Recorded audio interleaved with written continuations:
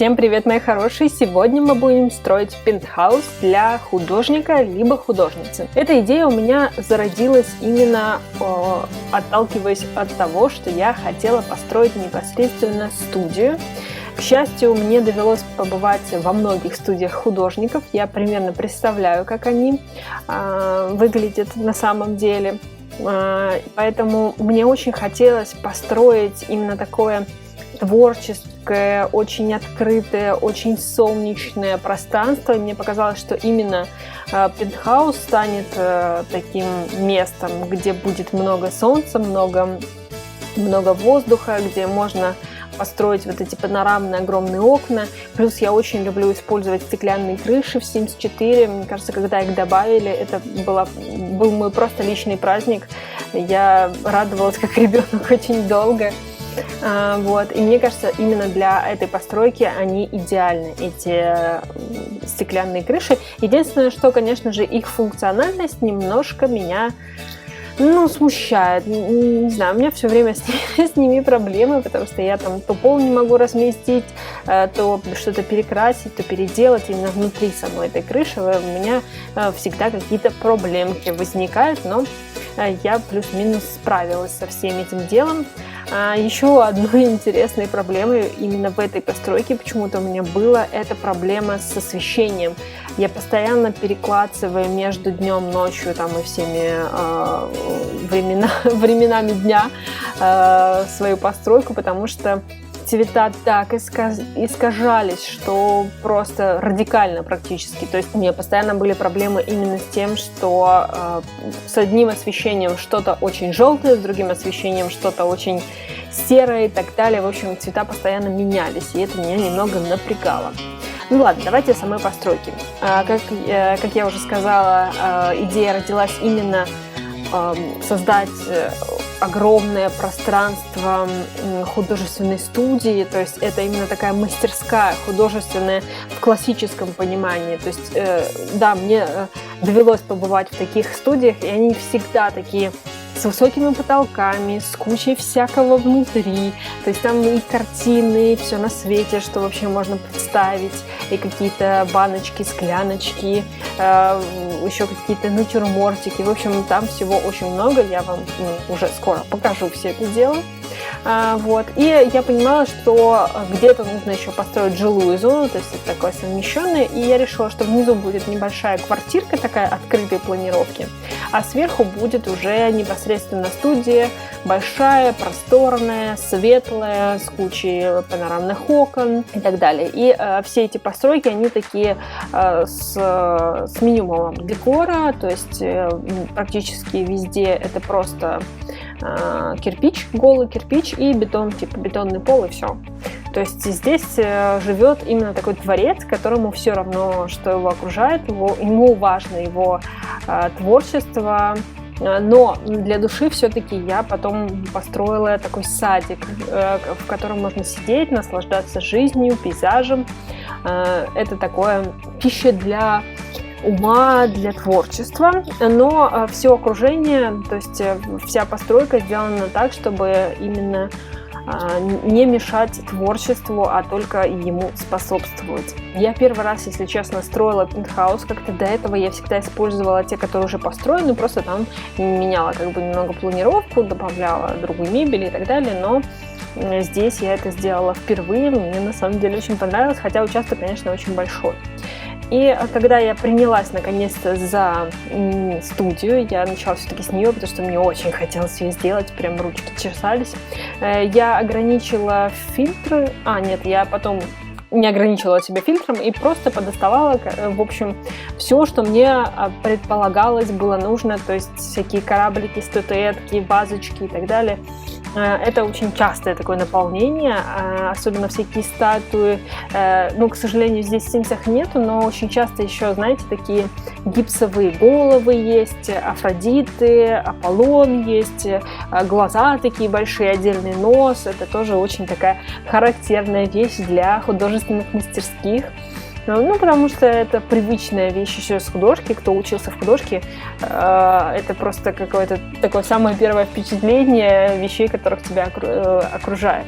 И, кстати, художественная мастерская еще не такая страшная, а вот если вы когда-нибудь вам доведется побывать в мастерской скульптора, вот там немножко страшнее обычно, потому что очень часто, опять-таки, используют помещения с очень высокими потолками, и под самым потолком на таких маленьких уступочках, полочках стоят огромные статуи, какие-то куски людей, куски других статуй, в общем, и они так сверху на тебя нависают. Ты понимаешь, конечно, что они там закреплены полностью, но все равно как-то страшновато, что эта вся конструкция на тебя упадет, и, в принципе, как бы скульптурную мастерскую очень легко увидеть с улицы, потому что на улице всегда стоят какие-то еще недоделанные, переделанные, разбитые скульптуры, потому что они всегда не вмещаются.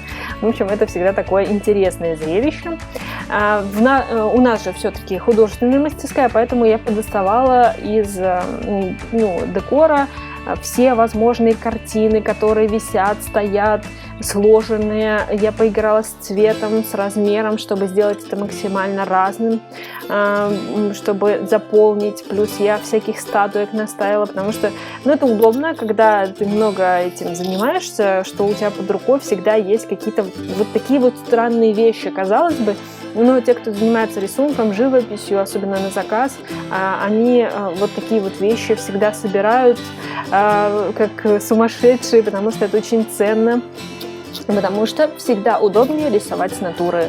Всегда удобно, когда у тебя есть вот такие вот примеры перед глазами, когда у тебя есть статую, когда у тебя есть, например, скелет. Это вообще очень удобно. Это, в принципе, моя мечта, потому что особенно вот эти вот есть куколки, знаете, которые такие манекенчики, они на самом деле очень удобны для людей, которые, например, даже комиксами занимаются, потому что ты всегда можешь этого человечка поставить в нужную тебе позу, а за счет того, что там обычно соблюдены пропорции человеческого тела классические, то, получается, ты можешь срисовать полностью хотя бы пропорции схематичные, передать нужную тебе позу, и для этого и это получится лучше, чем если ты будешь с головы брать или с фотографии, потому что ты можешь покрутить, потрогать и, в общем, сделать это лучше.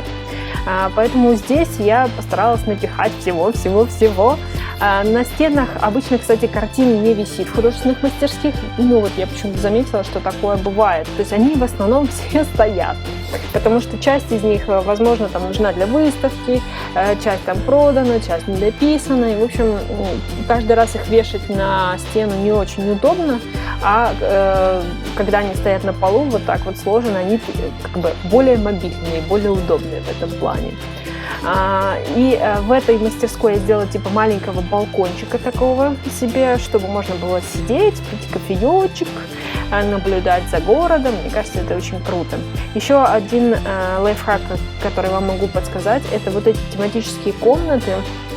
Они меня очень выручили, потому что я не знала, что, оказывается, есть вот это место с натюрмортом полноценным. То есть я собиралась его ставить, просто как бы составлять натюрморт, но мне не пришлось, он есть на самом деле. Я поставила несколько мольбертов, на самом деле это тоже достаточно характерная вещь. Конечно, есть один самый такой любимый мольберт, но он не всегда подходит под все картины, не всегда это удобно, не всегда художник даже работает над одной работой за раз. Обычно, часто бывает, что это несколько работ за раз, поэтому несколько мольбертов на самом деле спасает. И, конечно же, здесь есть место, где можно посидеть, расслабиться, потому что это тоже очень важно. И часто вот в таких местах именно такие разношерстные какие-то диванчики страшные, креслицы такие продавленные стоят.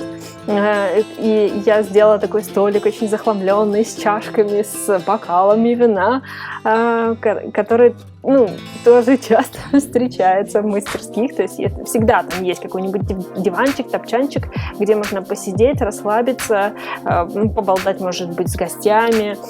Плюс я поставила еще подсвечник, мне кажется, это тоже очень характерно. То есть в художественной мастерской можно найти абсолютно все, что вы можете себе представить и не представить вообще. Потому что те, кто имеет большой опыт работы в этой сфере, они всегда знают, что ты никогда не знаешь, что тебе пригодится, поэтому они такие вот плюшкины, они все собирают, всю мелочь, все странное, необычное, красивое, они всегда все тянут в свою мастерскую, поэтому они всегда такие перезахламленные, но это всегда очень спасает, это как бы нужно для тех, кто рисует, особенно на заказ, когда большой поток. Удобно, когда все под рукой, и можно найти, в общем, необычные вещи какие-то, которые могут пригодиться. И, в принципе, Sims нам предоставил очень большой выбор. Я думала, что я буду больше мучиться, если честно. То есть вот эти все картины, наборы, там, холстов, очень много их оказалось, и каких-то необычных предметов. В общем, я осталась очень даже довольна и достаточно легко сделала всю эту мастерскую. Перейдя к квартире, я вспомнила, что я забыла. Очень часто в мастерских есть хотя бы одна маленькая, скромненькая раковинка обязательно. Это удобно, это практически всегда есть, потому что когда художник что-то делает, скульпторы это обязательно, у них есть и раковина, и ванна, и все на свете, но и для художников это тоже удобно, когда у них есть хотя бы какая-то раковина, где они могут набрать воды себе в баночку, помыть руки, просто ополоснуться. Ну, в общем, это такая незаменимая вещь. Единственное, что туалет отдельно я не стала делать, подумав о том, что все-таки моему художнику, который будет здесь жить, ему легче будет спуститься. Так, я наконец-то перешла к квартире.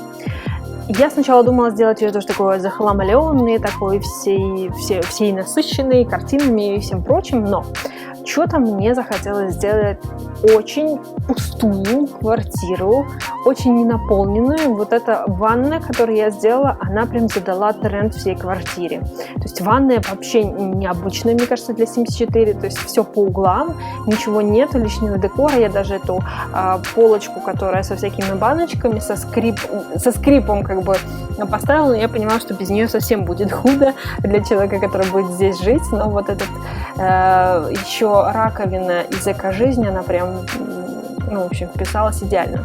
И я сделала абсолютно открытую планировку, то есть только ванная отделена, и такое пустое пространство, только самое необходимое, никаких тумбочек, никаких лишних полочек, ничего такого. Вот мне кажется, эта квартира именно идеальна для человека, который просто приходит поспать, поесть, чуть-чуть пожить в этой квартире, но не сильно. То есть она не несет какой-то сложной такой функциональной наполненности этой квартиры. То есть здесь есть все необходимое для жизни и все.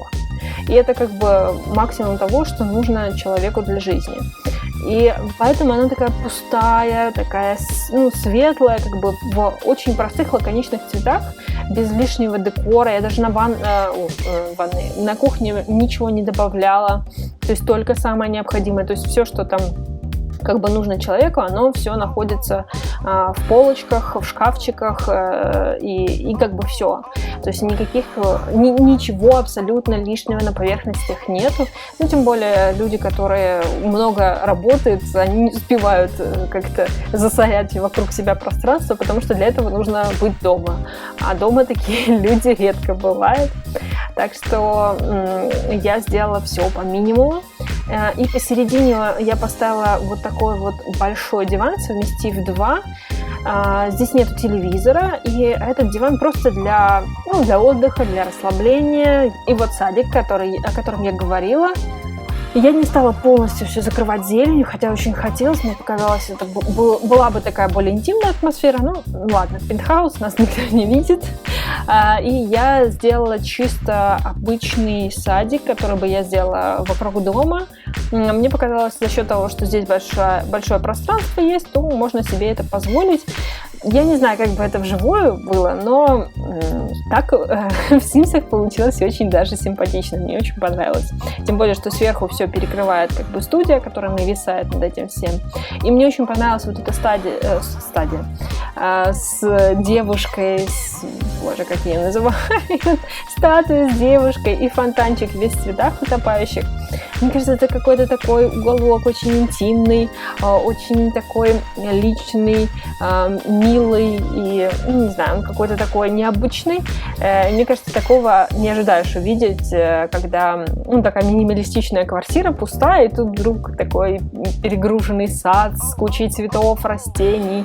Но у каждого есть свои секретики. И Секрет этого пентхауса в том, что внутри все очень просто, но очень загруженная студия, очень простая квартира, но очень красивый сад, в котором можно долго сидеть и рассматривать эту красоту. Все, мои хорошие, надеюсь, вам понравилось. Подписывайтесь, ставьте лайк. До следующих построек. Пока-пока!